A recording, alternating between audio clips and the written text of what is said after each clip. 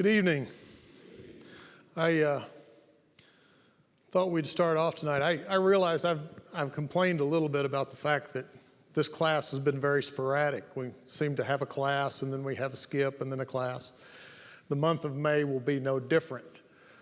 We will have a class tonight, and then we'll be off for 3 straight weeks, and then I'll have the final class at the end of May.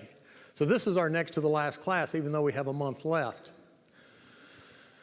I think that tells you something about my teaching, I guess, or at least what they think of it. What I wanted to talk about tonight, and we'll do this briefly before we get started on our next family, but I had a dear sister come to me this morning and say, you know, the discussion we had last week regarding that target audience, that target pool, that really struck home with me, and it made sense. You know, my dad wanted me to go to a Christian school, and my grandmother talked me out of it. And I think had that followed through, my life would have been completely different. And I got to thinking, you know, I'm wondering what you guys are kind of gaining from this. Have there been any insights? Have there been any things in general that you've collected or gathered from this class so far? I've got one, and I'll tell you all later, but I want to hear your thoughts first. I know, I hate to ask open-ended questions like this. Everybody likes targeted questions so that you can shake your head. But I'm going to ask you, what have you picked up from this class so far? We all start from ground zero. Well, that's a good point. We all do. We all start from ground zero. Yes? For me, it's been like seeing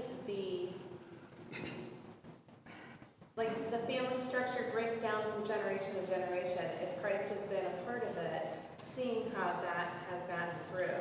And yet that target audience, I went to Harding, and I didn't meet my husband until well after, you know, and so. So it was Justin's fault that he didn't go to Harding. Because we could have met way sooner. Yeah. What else? There are no perfect families. That's kind of mine, Keith, is there are no perfect families. If you think about it, all the families that we've studied thus far have been of the patriarchal age, right? So what was the signature of the patriarchal age? God. They spoke directly with God. There was a communication directly between the heads of these families and God in every single one of them. Do what? And you still look at their families and they're still messed up. I mean, I think sometimes we set ourselves up because we think my family will be different. But over the course of a lifetime, things happen.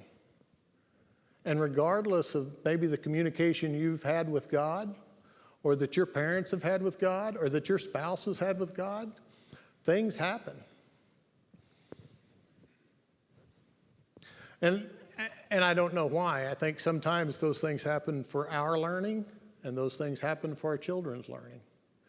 You know, there's the old saying, the school of hard knocks is the best teacher. Sometimes that's what it takes, because we don't learn well when told, especially if you're a teenager. You have to experience it for yourself. And as long as those mistakes aren't fatal, then you generally learn a good lesson. Yes? It's easy to see that if we don't teach our children, it's going to be lost in the next generation. That's right. It doesn't take 5 generations for the Word of God to be lost. That's exactly right. That's right. We have to continue to teach our children because, you know, even with the hardest, even with these men who were considered godly men, Abraham, the father of a nation, promised by God to be the father of the nation. Look at the problems he had within his family and his marriage. Jacob, we're going to study tonight. You know, we'll look at some of the most dysfunctional families that you will ever look at or study are found in the Bible. We're going to talk, I didn't realize how dysfunctional Jacob's family was until I started to dig into it today. When I was teaching this class to the high school, we got to David. David could be a study in itself of his family. Yes, sir. Just reminded me, one of the things that I thought was interesting, I don't remember how many ago it was, but it was talking about like sibling rivalry, right? Mm-hmm. And so sibling rivalry first showed up with the first siblings. With the first siblings, that's right. So it's like, It was not a new thing, was it? yeah, it's going to be. And what's interesting, and that's another thing, Justin, as I was preparing for this lesson, it carries over. Every single family goes through it. Everyone that we've talked about has had some form of sibling rivalry. And we're going to see it again tonight. It just happens this time it's girls, not the guys. University of Hard Knocks, colors black and blue. Yeah, that's a good one. University of Hard Knocks, colors black and blue. Yep. You know, you mentioned that about the people where God spoke to them directly, they had problems. It shows the patience God has with us and the patience we ought to have with our brothers and sisters in Christ. Close to God. But yet we still stumble and fall, so we need to be patient with them too, if they go through their hard times. And I think that's a good lesson, Keith, is the fact that, none of us are perfect. None of us have ever been perfect. None of us will ever be perfect. But we have to take that and apply that to our fellow man. Because we're not perfect, I shouldn't expect you to be perfect, right? And I think sometimes we lose sight of that fact and we get very critical of our fellow man, but we forget that beam that's in our own eye. That's a good point. Good observation. Other thoughts that you have? Things that you've noticed? Yes, sir. So I know as we raise children and our children become adults, sometimes they'll disappoint us. Sometimes they'll fall away from the church even though you gave them that good foundation. Yep. But you gave them the good foundation. I can remember a couple, and some of you may know them. They left the church. They grew up in the church. At 17, they got married and ran away and never went back to the church.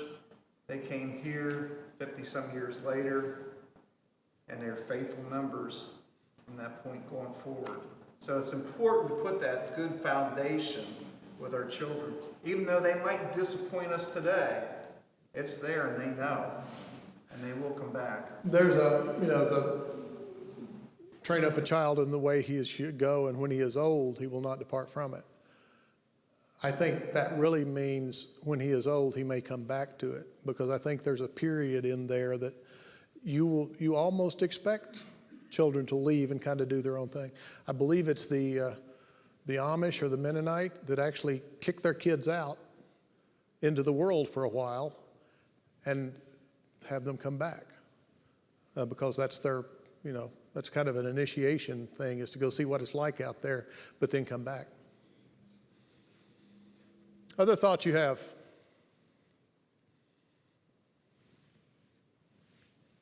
Help but think of all the things that I asked gentlemen on my dad. Because I had that big telephone pole in my eyeball. It's amazing. It's amazing to me how much smarter my parents got as I got older. Yeah. Forgive them, and I got to hear the gospel with them.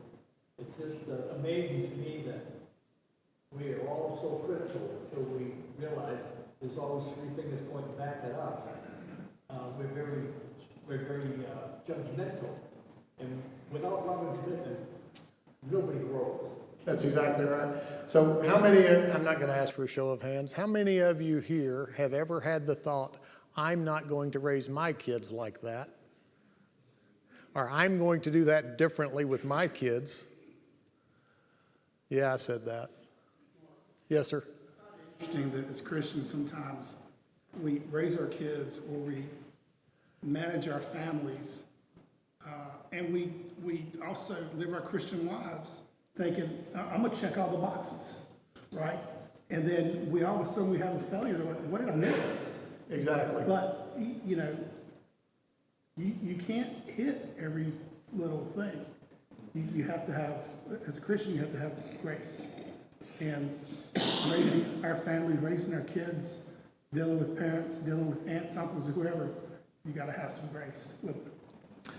You know, our kids spend an inordinate amount of time with other people. They don't spend the majority of their time with you. After a certain age, think about how much time they spend in school. They have peer pressure and influences outside of church, outside of Christians. And we teach them and guard them as best we can, but you can never guard them all the time. And it's important that they have those experiences. Again, sometimes it takes the school of hard knocks. We see that over and over again through Scripture. We see Cain commit double sin in that he did not offer a pleasing sacrifice to God.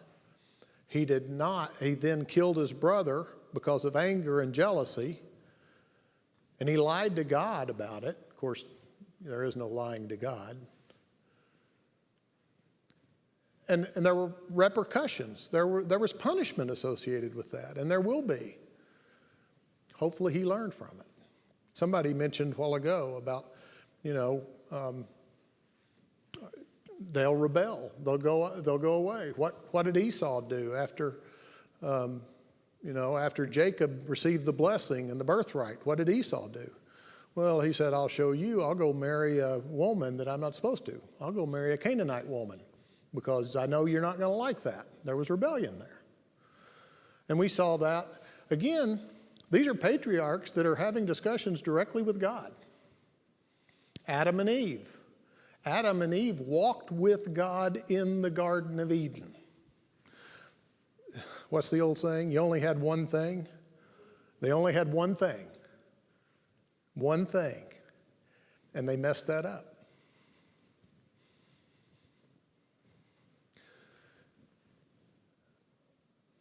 I do not have the perfect family. You do not have the perfect family. Nobody does. And to Hampton's point, that's grace. We've been given, and we need to apply grace as we've been given grace.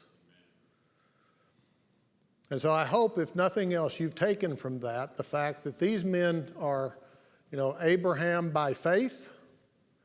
These men are patriarchs that spoke directly with God, and yet in some cases their families are a mess. And that's just the way it is. Any other thoughts you have? All right, thank you for that. I appreciate that. Tonight we're going to talk about Jacob. Jacob's structure looks a little bit busier than the last one we dealt with.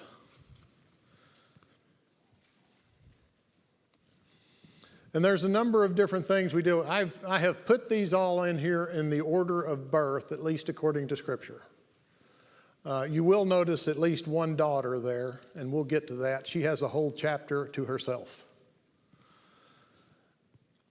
Jacob, of course, you've heard the story of how this all came about. Jacob met with Laban.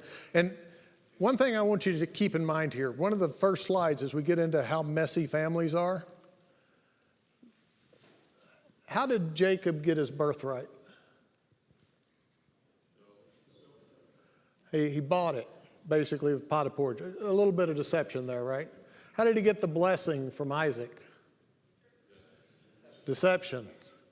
Oh, it's going to pay off in spades for Jacob.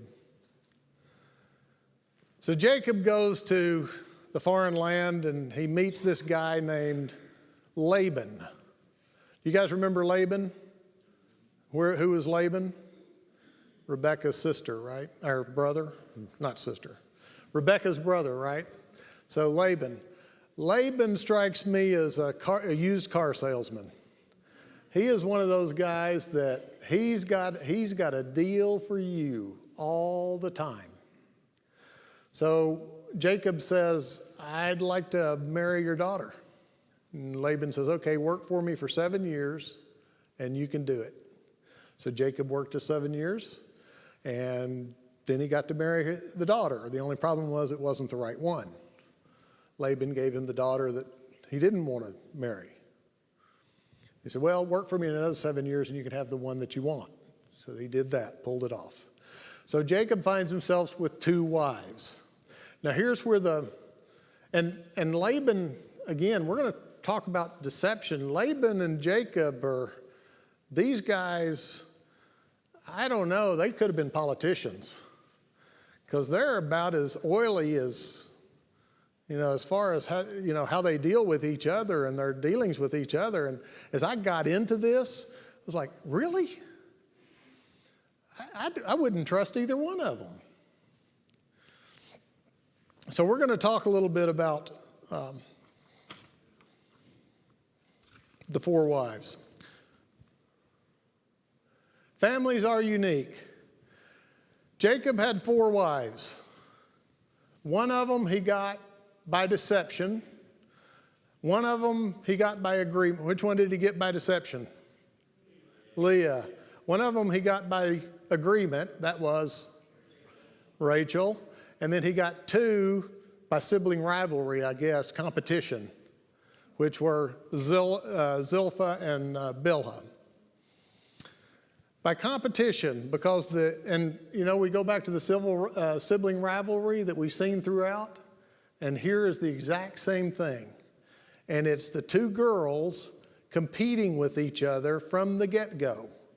And Leah seems to start winning because she has more children. And so Rachel says, here, take my handmaid and have children with her. And then Leah stops bearing children for a while and says, here, take my handmaid and have children with her. It's a competition. And it leads to 12 sons and 1 daughter.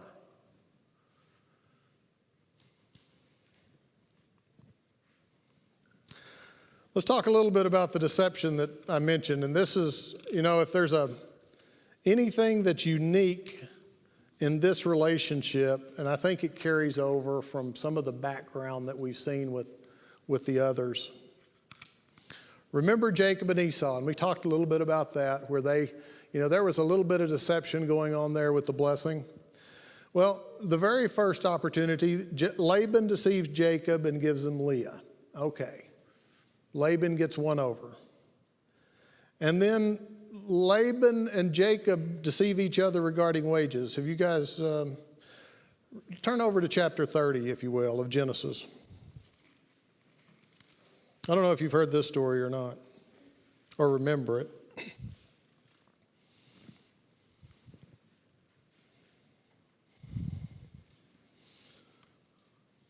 So after Jacob has worked there for a little while, they're trying to figure out, okay, how would you like to get paid?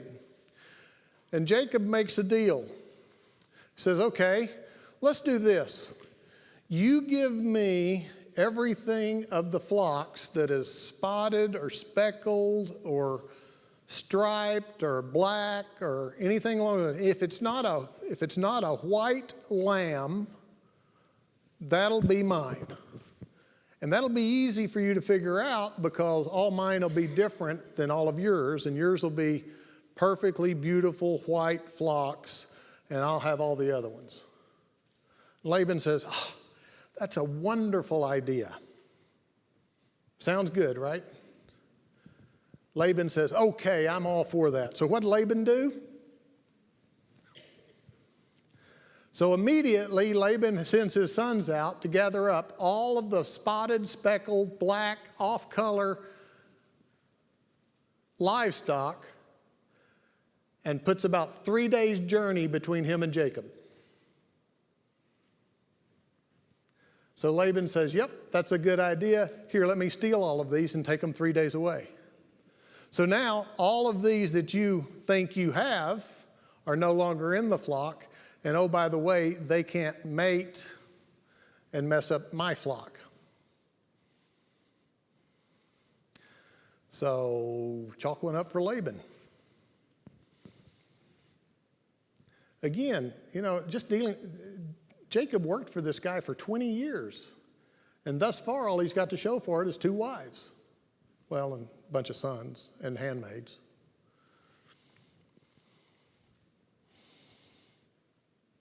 The second half of that story is that Jacob then, and I'm not exactly sure, if some of you are specialists in animal husbandry, help me out with this, because I'm not sure exactly what he does here that makes any sense. But apparently it created a scenario where most everything that was born after that became speckled, spotted, and streaked. And so Jacob's flocks got stronger, and Laban's flocks got weaker.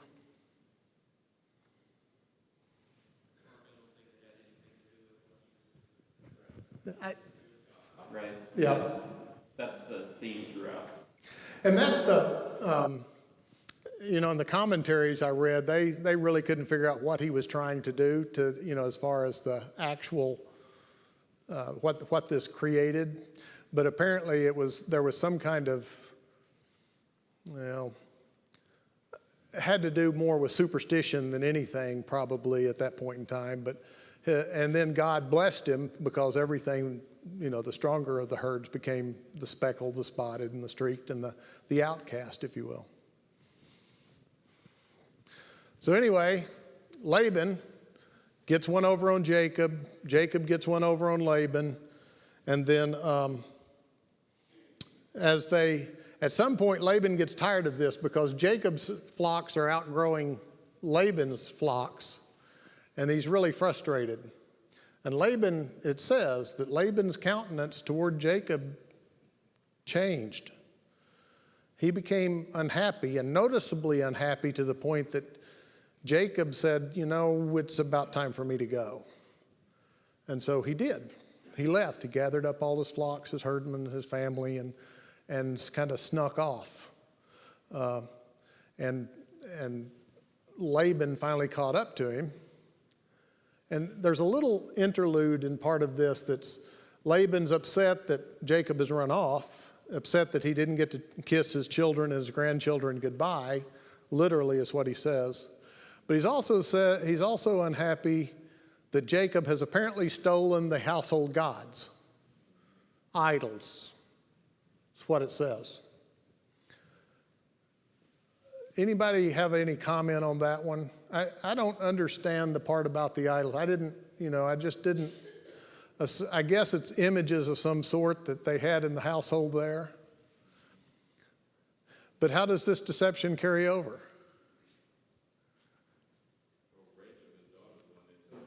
Rachel took them. And she sets up a thing where basically she's setting on them. She puts them in a saddlebag and sets on them. And Laban can't find them, and they never, because Jacob says, well, if you find out who stole them, we'll kill them. We'll kill them right here. Well, it really shows you that even though one man, quote unquote, may be following God, you still have to deal with people, even though they're relatives that don't believe in him. That's true. That's true. So there was a lot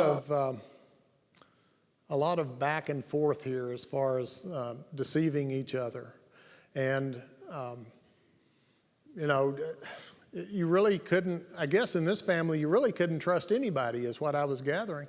I'd never thought that about Jacob's family or any other family in the Bible until I started preparing for this. But, and I think we tend to think of Jacob's family and maybe Abraham's family as 3 or 4 individuals that are talked about in Scripture, but we're really talking about a whole tribe here. I mean, these are people that, aside from the immediate family, Abraham at one point had 300 trained servants that were trained in warfare, not just, handmaids. These were 300 trained men. So we're talking about a very large group of people here.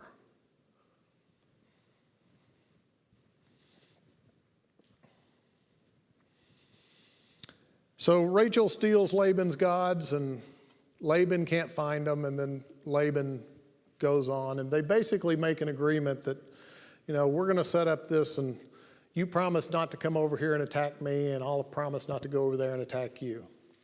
And given the history there, I'm not sure how much that's worth, but as far as we know, they didn't attack each other. Thoughts that you have? Mary? Yeah, tying into last week's lesson, prearranged marriages. Years ago, the parents would not allow you to marry into a certain family. They had a certain reputation. This is a perfect example of that. They would tell them, no, you can't do that because that's not a trustworthy family. You need to go over here. And it goes all the way down the line. There's nothing new that happens under the sun. That's right. We still deal with the same problems in general. It may not be the specific, the wording may be a little bit different, but the problems are the same, aren't they? Yeah, absolutely.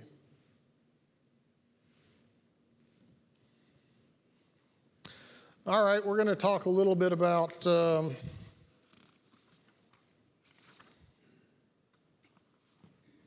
we've talked about sibling rivalry. That was one of the things that were brought up, that it's been passed down over and over. We've run into this over and over again.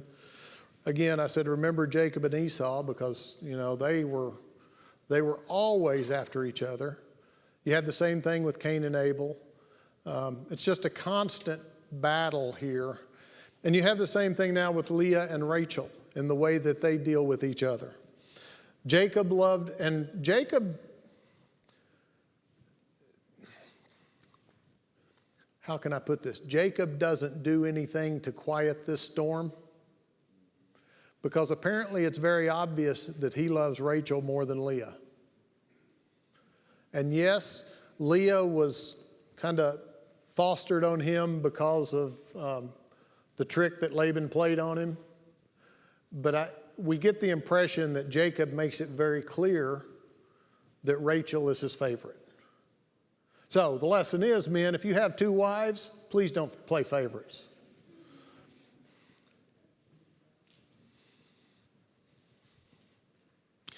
In fact, it talks about the fact that Leah felt unloved. In fact, as she has each of her children, each of her sons, she says, well, now my husband will stay with me, or now my husband will love me, or now I won't be unloved, because I've borne a son to my husband. And so there's sibling rivalry here that creates a really, I would imagine, a very difficult home life for all concerned, not just Jacob, but for all concerned. And it continues on through the next generation. It absolutely does. In fact, as we talk more and more about Jacob's family, we start to see not just that, but all these sons probably carry a lot of the grudges that their mothers carried. You see it in the treatment of Joseph. You see it in the treatment of Benjamin and the way they interact with each other. And then Rachel envied Leah because she was having children and Rachel wasn't. So there was a little bit there. So in a way, all of this starts because Laban's helping. Right? You could say that. Himself, because he didn't want to have this sort of spinster daughter. Right. But her dad set her up for that. Because why would you expect a husband to, appreciate that wife, right? Exactly. So I think it's asking a lot of Jacob to say, well, he should have treated her better. Right? I won't disagree. And this is something we've not talked about much in this class, in the treatment of women during this time frame. Nearly everything that we've talked about has been, I guess, an arranged marriage to some degree. Someone, well, I saw this and let me get her for my wife. Dad, go talk to so-and-so so I can get her for my wife. We'll see this in the discussion of Dinah here shortly. But there's a difference in the way women were treated during this time frame that's different, certainly, than our culture is. I don't think we'd stand for it today. And to your point, to be able to, Laban said, here's the opportunity to unload both my daughters and get 14 years of free labor out of the deal. So.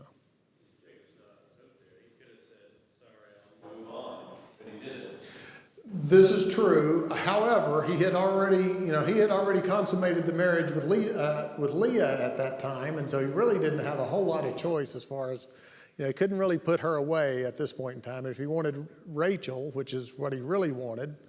Now, in thinking back, what he probably should have done is says, no, the handmaids are out.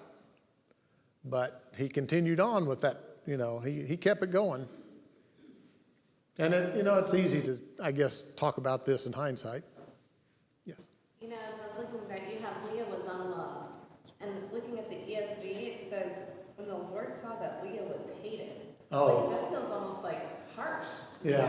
Like that's why he opened your womb. And I'm just Yeah. like, to be hated is... Well, so I struggle with that terminology for a couple of different reasons. Hated, 6 sons. Okay, it's not like she was left alone. So, I don't know. When he went to meet Esau, he wasn't sure how that conflict would occur. He put Leah and her children in front, and Rachel and her children behind. Yeah, he put Leah and her children just behind the herds, right? He sent the herds on ahead to Esau and said, here, these are gifts for you. And oh, by the way, here's the family, so if you're really angry. So it was kind of, you're right, it was a reverse order. Mandrakes. Oh, yeah, well, I don't even know what a mandrake is. But apparently, it's a good point. There's the story of the mandrakes where Reuben finds mandrakes. But they're apparently an aphrodisiac. So, that's what most of the commentators thought.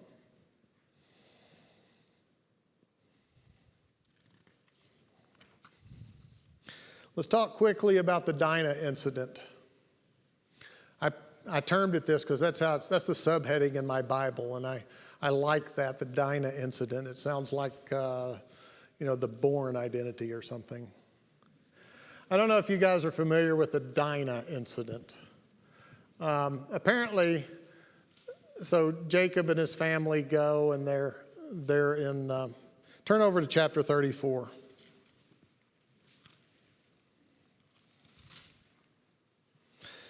And if you go back, I originally had this under deception because as this plays out, it's another thing. Obviously, there's some craftiness here on the part of Reuben and Simeon in how this entirely plays out.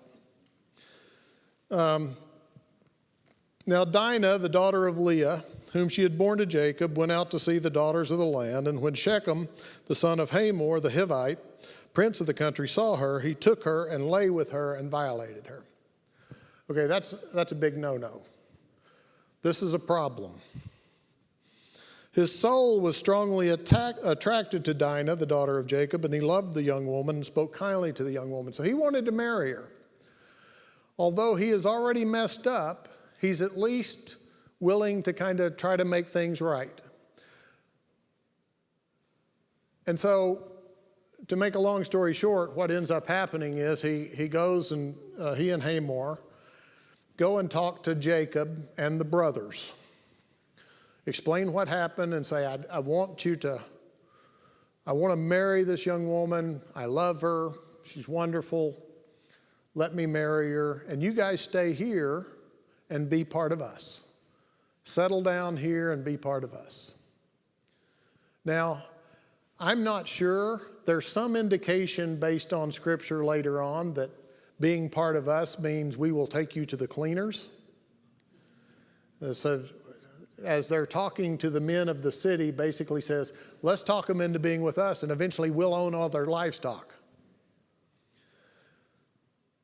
So I'm not sure that I feel real sorry for Hamor and Shechem, but certainly Reuben and Simeon didn't give them a chance to cheated. So the deal was, All right? But all the men of the city will have to be circumcised. We can't intermarry with you men who are uncircumcised. And so they agreed. So all the men of the city decided to be circumcised. Well, I'm sure at that age that is not a comfortable feeling. And 3 days later, I would imagine that movement is very difficult. And so 3 days later, Reuben and Simeon took their swords and basically killed all the males in the city and looted their stuff. See? This deception has carried over.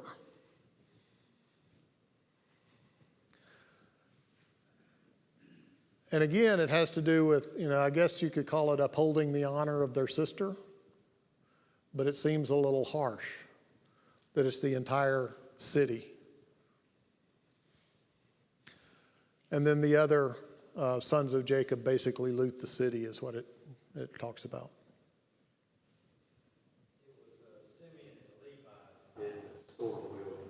Was it? Oh, okay. For some reason, I was thinking it was Reuben and Simeon, but Simeon and Levi. I'm sorry. I apologize. In Genesis, when Jacob gave the blessing to all the sons, he said, "May not my so-and-so, come under Simeon and Levi and their swords." Yeah, some of that. All right. So, any thoughts that you have? Thank you for that, Ed. Yes, sir. I have to testify that being circumcised at 5 years old and having my tonsils out at the same time is not a Oh, my.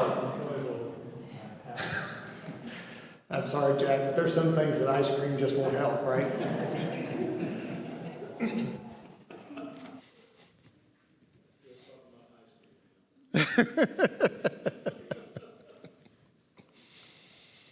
All right, we're going to get one more. I'm going to get this last one in real quick. We're going to talk about, and since we had the Dinah incident, we're going to have the Tamar incident. Which one of the sons did Christ come through? Did the promise come through? Came through Judah. So Judah had 3 sons by a certain woman, and he married the first one off, to a lady named Tamar. Well, apparently the son displeased God in some way, and God killed him. And so he married, as was the custom, married the daughter off to the next son in line. And once again, this son displeased God, and God killed him. Well, Jacob's a little hesitant to marry her off to the third son, who at the time is a little bit young probably. And he says, all right, you go stay with your father, and when the third son is old enough, then you can marry him. And then apparently Judah forgets. Or it may be that he's lost 2 sons, he's a little reluctant. We don't know his motivation for not carrying out on his promise. But then Tamar kind of hears that Judah is going to be in a certain place and essentially seduces him as a harlot, as a prostitute. And it comes back when Judah finds out that Tamar is pregnant by playing the harlot, if you will. He says, well, let's go get her, bring her here and burn her, which is apparently the punishment for adultery. And then Tamar sends the goods that basically Judah had used to pay her, and he realizes it's his fault. It's his problem. And you thought your families were messy.